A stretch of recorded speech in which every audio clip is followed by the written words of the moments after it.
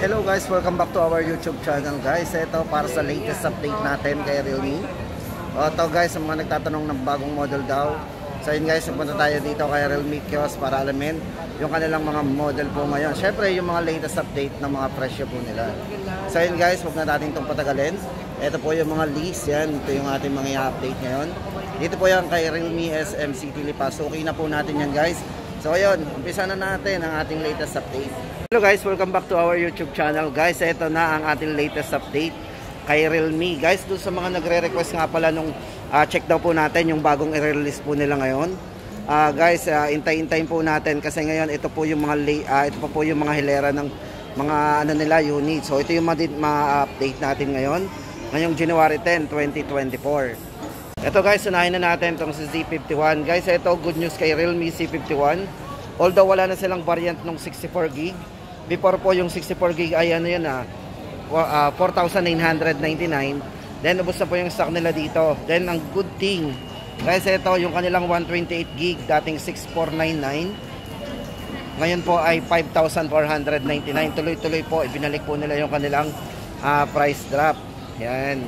So naka less 1,000. So naka 128GB na po tayo dito kay Realme C51. Pero 5,499 lang siya. Yan. Guys, ito inside the box may kasama ng case. So yun, no worry tayo. Meron siyang free case at syempre charger yan sa mga tinatanong po ng ating inside the box daw po yan. Yun po yung mga inclusion. Then para sa colors, ito po yung isang kulay na pagpipilian natin. Yan, ito po yung mint green. Yan, mint green. Tapos may side fingerprint din side. Yan, for security. So yun guys, ang ating latest update dito. Para nga pala doon sa mga specs guys, ito. Bali ito yung naka 33 watts super book charge na po. 5,000 mAh massive battery din, pang all day battery natin. At syempre guys, sa mga mahilig mag selfie, meron na rin itong 50 megapixel sa kanyang main camera. Check po natin yung kanyang 50 megapixel. Yan.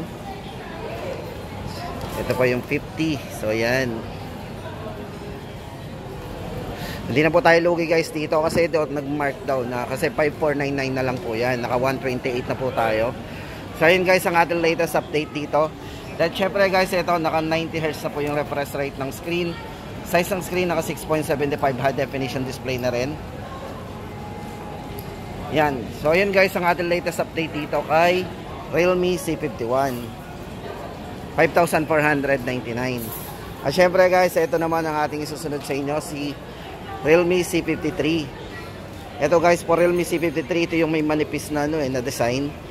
Kasi yung design po nito, ito yung nipis po nito 7.49mm para sa kanyang ultra slim design. Ito guys, naka 33 watts super book charge na din, 5,000 mAh battery, 50 megapixel AI camera. Yan. Then naka 90Hz na rin po yung refresh rate ng screen niya. Ito guys, check natin yung unit. Ito po yung isang color niya Bali ito po yung Champion Gold. At yung isa po is Mighty Black. Yan. Bali size po ng screen nito is naka 6.7 na rin. High definition na naka 90Hz na po yung refresh rate. So guys, dito meron na rin itong portrait yan. Then some more, ayan, naka slow-mo, time-lapse, pro, and panorama. Ayan.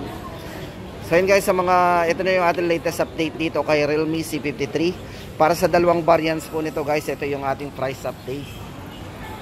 Para sa 128GB, 12GB RAM na po yan, 7,999.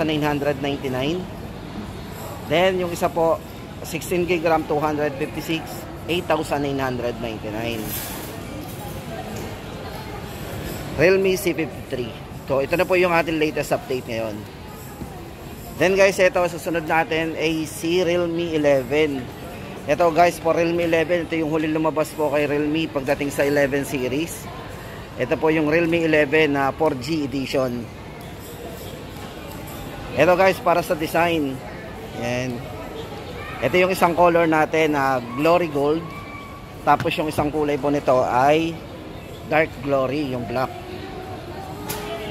Ito na po yung bagong design ng Realme 11 na huling lumabas. Then guys, ito para sa kanyang ano sa overlook o yung kanyang specs. Guys, ito naka 108 megapixel Pro Light camera. So napakaliwanag ng camera guys ito. Then naka ano din to 3, naka zoom 3. Yan. 3 times zoom. Then sa video guys, check natin.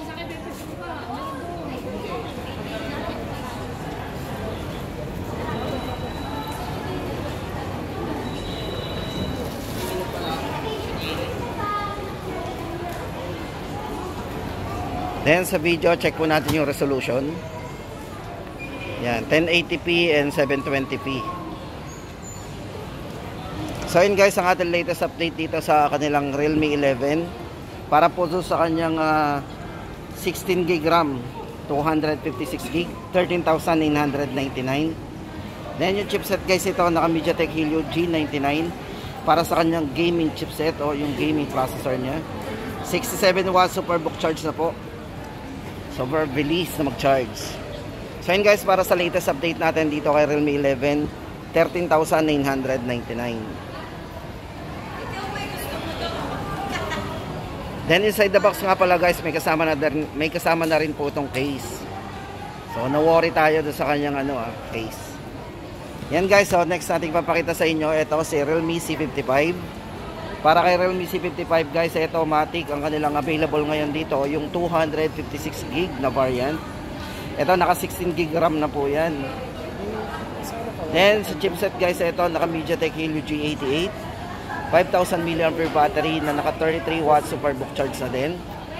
Camera 64 megapixel AI camera at naka 6.7 ang size po ng screen nito na naka 90Hz. Full high definition na po, naka punch hole yung display yan, punch hole. Then check po natin yung kanyang yung 64 megapixel.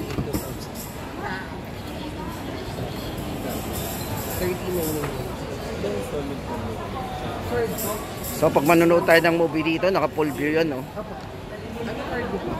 So yun guys, ang ating latest update dito, 10,999.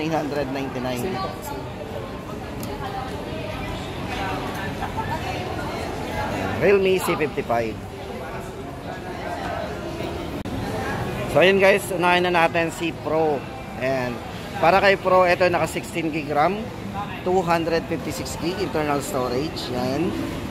Then yung kanyang screen guys, ito naka curve OLED display. 120Hz na po yung refresh rate nito.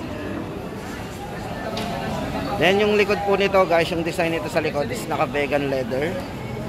Vegan leather design.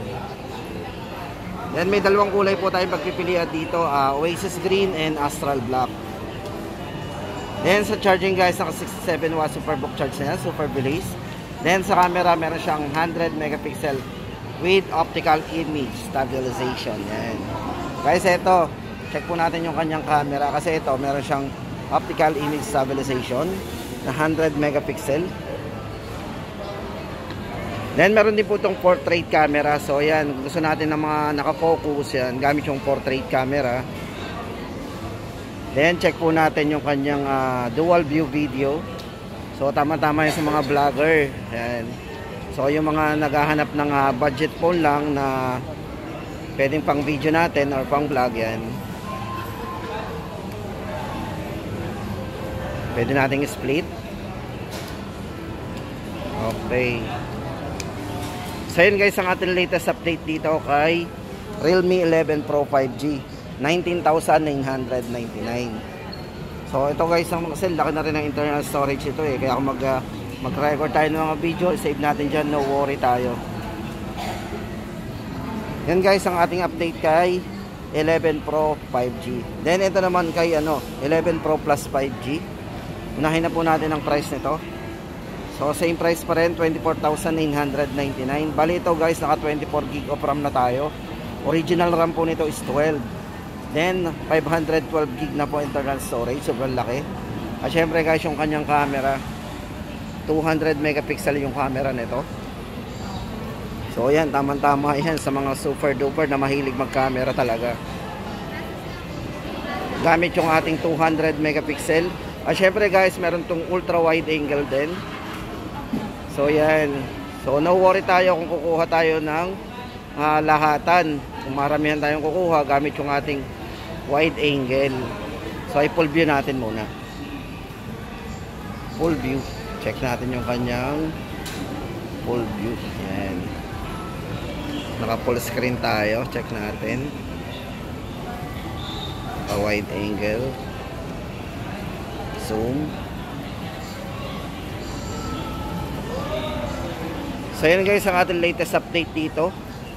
Kaya Realme 11 Pro Plus 5G. So bali yung color nga pala nito guys ay merong beige and oasis green. So price update natin dito 24,999. Ito guys naka ano yun, naka 120 Hz na rin refresh rate ng screen at naka 100 watts superbook charge na rin. So wala pang kalahating oras, puno na talaga yan, 100 watts. So yun guys ang ating latest update ngayong January 10, 2024 kay Realme.